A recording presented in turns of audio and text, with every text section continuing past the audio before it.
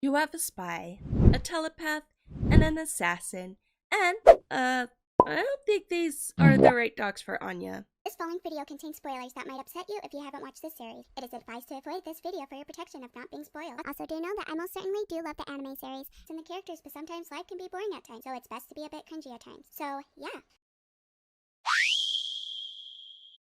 The Forger family are going to the adoption center to look at the other dogs that Anya might want. But Lloyd might stay behind because he has a stomach problem. And Anya, in a way, helped cover for Lloyd since he has a mission. His mission is to disguise himself as Keith, who is Chris's leader. And the only reason they did this is because he won't talk to the wise people of what his intention is. So, they need to make it seem like Keith has betrayed him. It works, and he starts talking about their intention of starting a war of eliminating the minister who has come from Astolias to Ostania. They are planning to strap explosive on the dogs and commencing the operation while the minister is on the move. He also lets them know the whereabouts of his comrades. A boy is saved by none other than a dog that's breed is Great Pyrenees. Anya and Yor are looking around the adoption center, and Anya is told to stay where the dog area is, as Yor asks an employee for advice on what breed to adopt.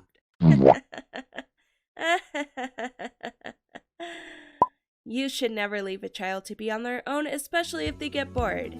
Because as soon as she looks out the window, she sees the white dog and sees a vision of her, Lloyd, and Yor from the dog's point of view. She wanted to let her mom know about her vision, but she decided to take care of this on her own by following the white dog. She takes it to the building and tries to talk to the dog, but she draws back to hear the conversation in a room next door. It doesn't sound good, since they want to start a war and bring back Estonia's dominion and glory over Astolias. Oh boy, she's in trouble. But she was saved by the dog, or at least that's what I thought. Kidding! He grabbed her quickly and put her on his back as the others were distracted by the phone call, which informed them that their hideouts were raided. Keith and his other guys, along with the German Shepherd, went after Anya and the white dog. Yor is wondering where the heck Anya is, and she doesn't need an announcer to find her missing child because she could catapult herself into the rafters and look around the area. Unfortunately, she's nowhere in the crowd. She's starting to wonder if a dog ate her, but she doubts that. Now she's wondering if Anya will be forced to marry someone. I think she's going to lose it if she doesn't find her daughter. And Keith and his men may not be safe if they do anything to her. Speaking of which, Yor beats the crap out of them. Not surprising. Well, actually, this is surprising. Or surprisingly scary, even the dogs. Keith and Anya know that they shouldn't mess with her. Don't hurt the poor dog, you jerk. ICE raided the two locations, which Chris claimed to be their hideouts, and they're empty-handed. Lloyd luckily got a lead from a car rental that used one of Keith's comrades' name, and he let Sylvia know about this. Sylvia lets Lloyd know about the Project Apple that is now an abandoned experiment held by Estonia to artificially breed animals with high intellect for military gain and possible for where Keith and his comrades got their dogs. Yor is happy that Anya is safe, and Anya tells her the situation at hand. Yor checks the dog for explosive, and he's all good. And she then makes a call to the police about the situation. Now, Anya is waiting for Yor to finish calling the police, but Anya is now on the run as she sees a future from the dog's vision that Lloyd isn't in the picture due to the explosion at the tower ring, which she and the dog are headed to now. Yor tries to wrap up the call and run after Anya. Yor's report reaches Wise and Handler, and they capture the remaining members, except Keith decides to carry out the assassination himself. The Wise agent tries to interrogate Keith's comrades, but they refuse to tell them anything. Well, that's unfortunate because Handler enters the room to interrogate these students, and one of them says to her that they want to start a war. That's one way to get yourself noticed. but not necessarily in a good way. And they really triggered her since she had to talk about her dark past. Keith attached a bomb to the German Shepherd, and he's hoping that the bomb he set in a room at the clock tower would kill the security, but these securities are really spies. Anya and Bon went to the bomb room, and they worked together to make sure Lloyd got the message, and he did. Anya sees Bon's vision, and she's happy to know that her dad is alive. The wise agent and Lloyd quickly decide to change their plans as they head to where Minister Brandt is so that they could save him from Keith. Their idea is Lloyd disguising as Brandt and driving his car with the state security service, following him so they can protect him, while Lloyd will be protecting himself.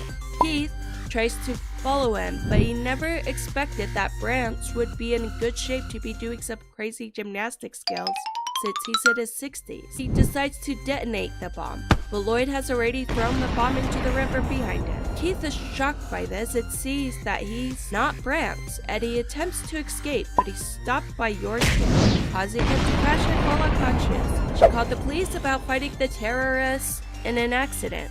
Clearly that was no accident, and she resumes her search for Anya.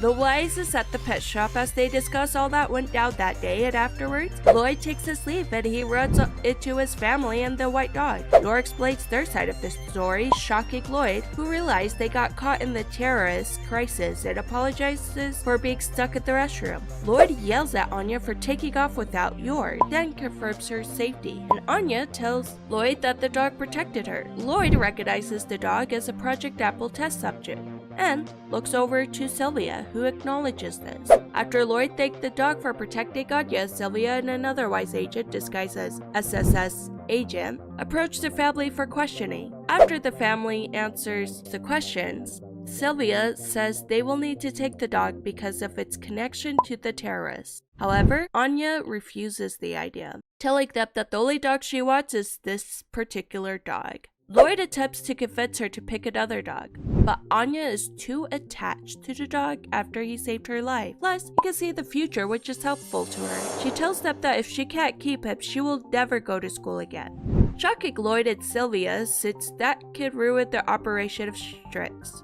Sylvia thinks about her own daughter, and she tells Anya that she could have the dog once they make sure he's not armed with bombs and examine for any health issues. Anya is happy and they go home.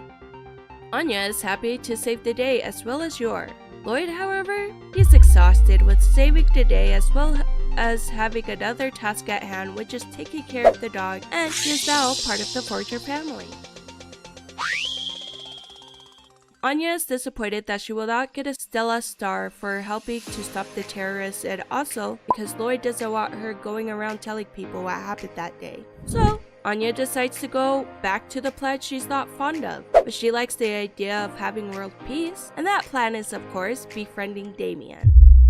She wants to tell Damian that she has a dog in hopes that he will invite her to his house to compare their dogs. She tells Damian that she has a dog, but he doesn't really care, which devastated her. Damian decides to be a bit caring, and he asks what her dog's name is, and Anya's happy that he cares, but oh no. Anya, you did it. She said the dog's name is Dog. Nani? And Damian leaves telling her she's unfit to own a pet. Honestly, I have to agree with it about this, but that's okay. She'll come up with a name eventually. Anya talks to Becky about finding a name for the dog, and Anya was thinking of naming the dog Peanuts. However, Becky said it might not work if he's a big dog, and she said it might be best if her parents named the dog for her. Anya asks her father about naming the dog, and he gives her tips about naming their dog. She decides to give him a bow tie as she decided to call him Bon, since he got her gloves back for her from the bulldog, which reminded her of her favorite show, Spy Wars, where Bond's man recovers Princess Honey's he recovers her stomach warmer from the leak of evil. Oh, so cute! Of course she deserves a pass on studying for the night, especially with the sight of this.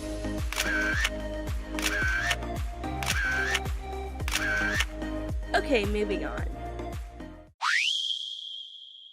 Yor is coming home late, and her hands are covered in cuts, and bandages. Lloyd asks if she would like dinner, but she declines, which worries Anya, so she reads Bond's mind. And she sees the future where Yor is crying, which worries her even more. Yor says she can't lose Anya and Lloyd. The next day, Yor goes to a store to make a purchase as she goes to a house with a grim face. Me? Scared? Never. Okay, maybe just a little. This is supposed to be wholesome, right? Oh, well, that answers my question. It's wholesome since Yor wants to cook for her family.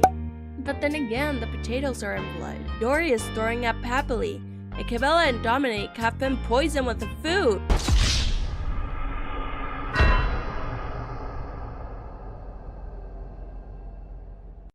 Camilla gets back up and suggests something easy like meatballs.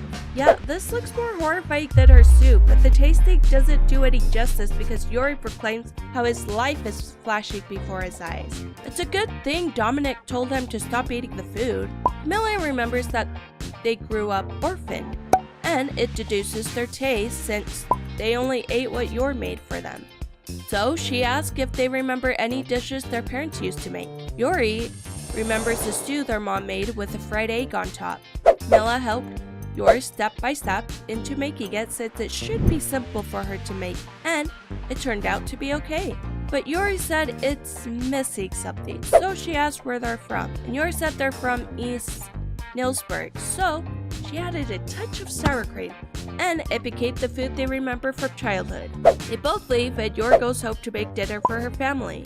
This will be Anya and Lloyd's last meal. But surprisingly, they're okay and it tastes great, which made Yor really happy as she apologizes for coming home so late since she was learning how to cook for the past few days. She has also made a dessert for them, which makes them very happy, and that was their last meal.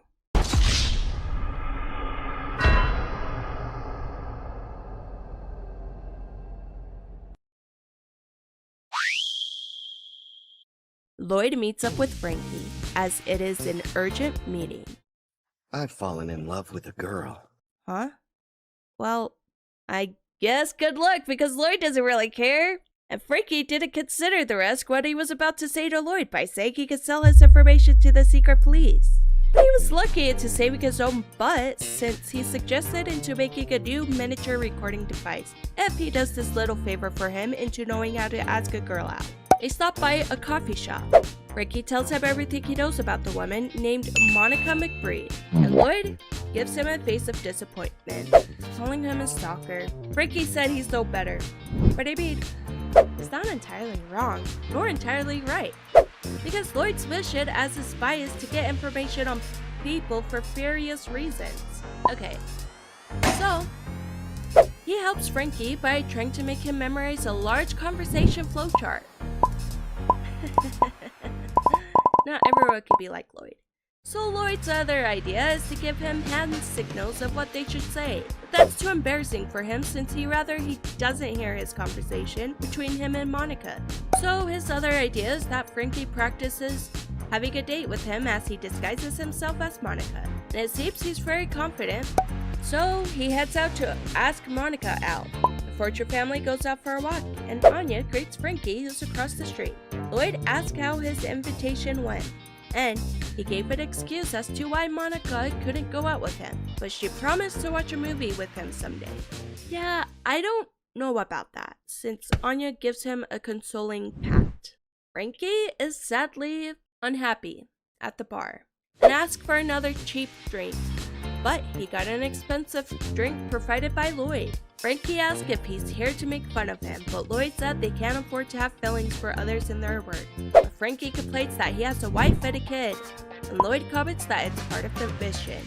Franky said he's going to get drunk on Lloyd's tad, and Lloyd says he will join him. I do feel bad for Franky, but dang, once this mission is over, Lloyd's going to have to choose his mission for world peace or stay with his family and hope it's not going to be a problem.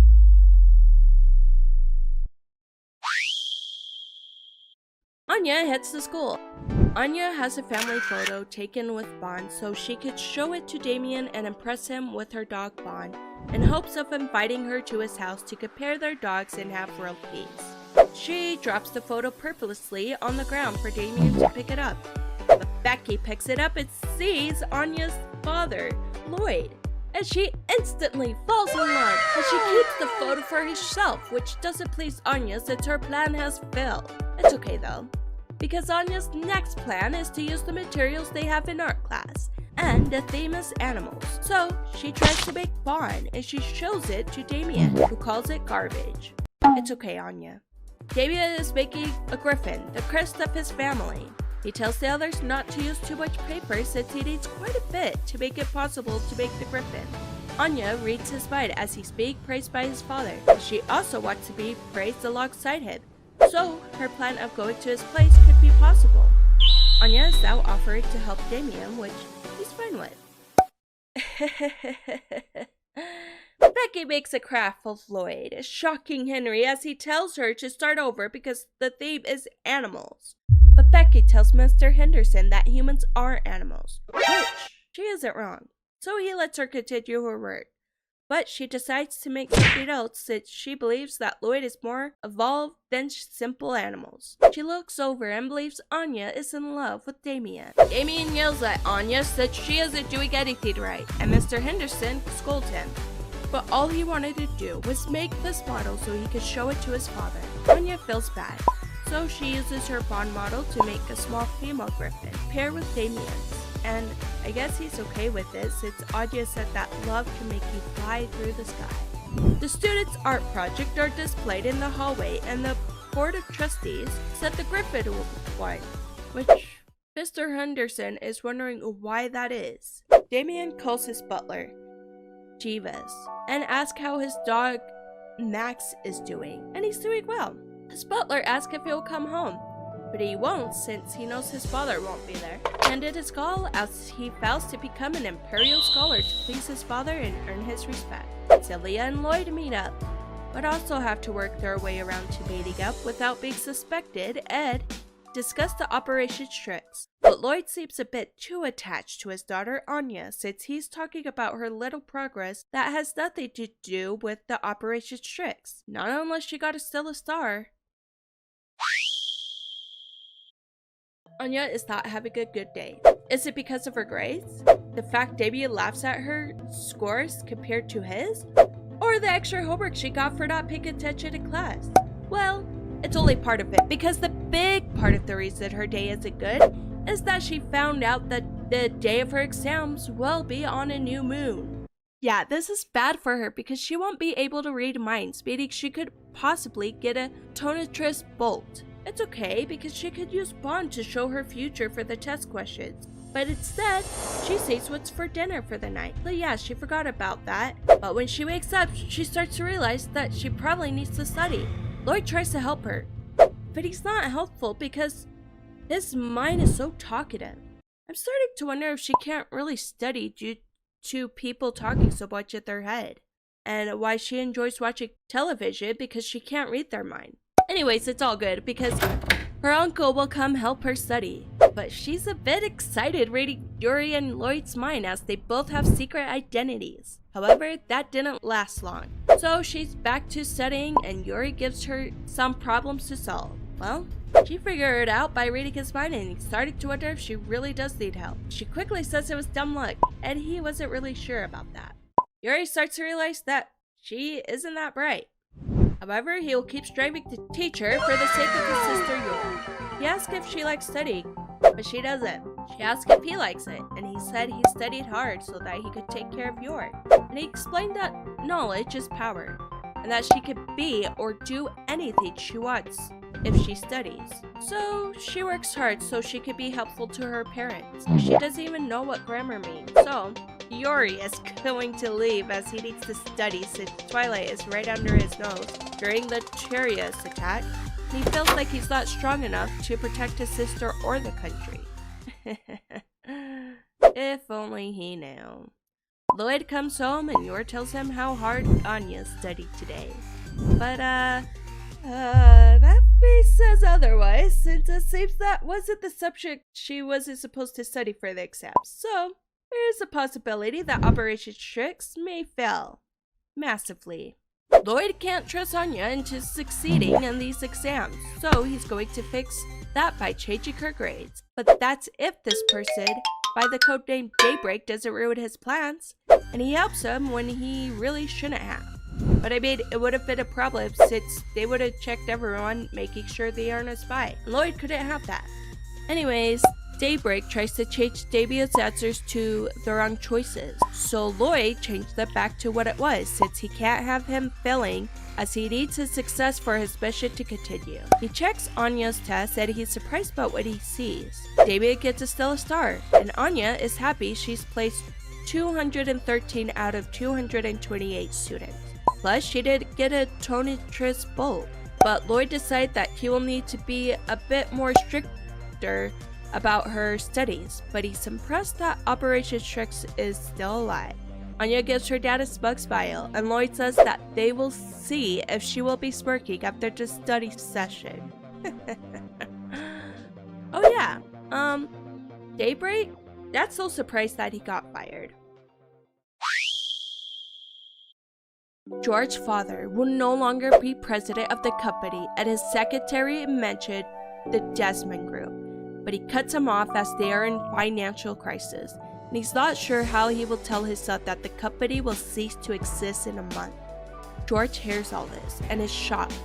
Now, a month later, the students of Eden Academy are cleaning the school grounds, and George can't understand why Damian has a Stella Star when he had his butler hire a spy to change Damian's test scores to failing grades.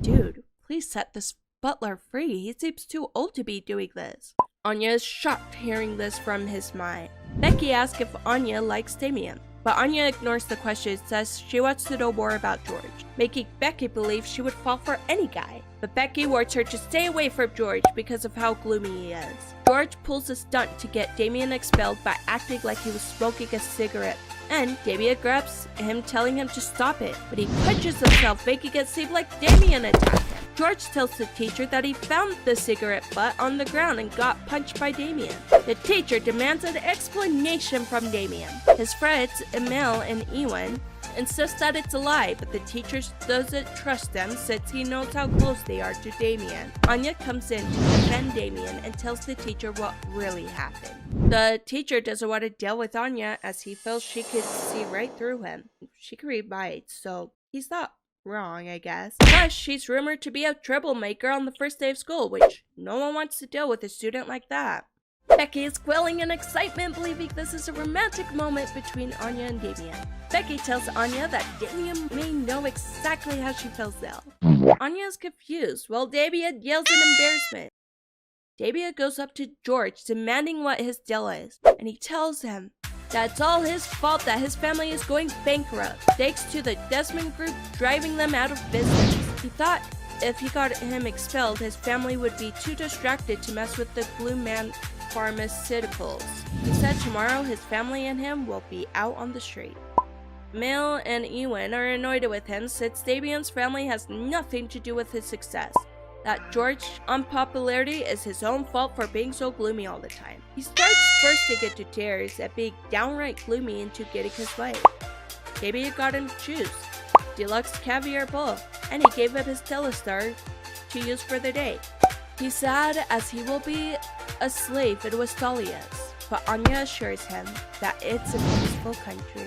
He makes one last request, and it's to sing the school chorus with everyone. Everyone starts singing joyfully, while Anya thinks this is too weird, and I agree. Or maybe it's the fact that she doesn't know the chorus to the song, but who knows.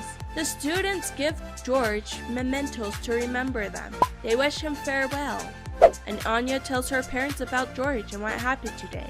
Lloyd doesn't understand how Gloomy pharmaceuticals getting acquired by the Desmond Group is the same as them going bankrupt. George comes home happily, but he's back to being gloomy since his father explained that the Desmond Group saved their company. But it also means he will no longer be the president of the company. And yes, this means he will have to go back to school the next day. Becky tells him to return everything. Damian tells him to pay back for the Jews. And Anya, well, she simply pats his shoulder. Anya overslept, and she quickly got ready for school and luckily made it in time. Otherwise, she would have got a Tonitrus bolt, which wouldn't be good. Lloyd went to work and Yor is at home doing housework. She passes by Anya's room and notices she forgot her PE uniform that is on Anya's desk and assumes that Anya forgot to bring it. So Yor decided to go to her school, but she wants to make it on time before Anya has PE. So she takes the shortcut to getting to her school. She arrives at her school, but she tries to find Anya herself, since she doesn't want her getting into trouble. However, this may not be the best way to find Anya, so she thinks about being disguised as a teacher. But it might be a problem. Lloyd spots Yor at school, and he believes that she knows he was faking into going to work, but he then notices the bag she is carrying. Yor has luckily bumped into Anya only because Anya can read minds, and she gives her the bag she forgot at home, but Anya doesn't have PE today, which devastated Yor. As she leaves the school, Lloyd catches up with her and asks what she's doing, and she explains the situation that has happened today.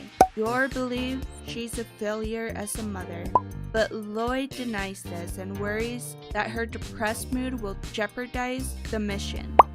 So he invites her to lunch. Lloyd can think this is for the mission, but we all know that he cares for Yor. Thank you, comrades, for watching this video. I can't wait for my last one. And then, hopefully, I'll be moving on to season 2 of Spy Family. Anyways, as always, I appreciate you, comrades, for taking the time to watch my videos. And I hope you all have a beautiful, wonderful, and an amazing day. I'm not kidding. Love you, comrades. Bye!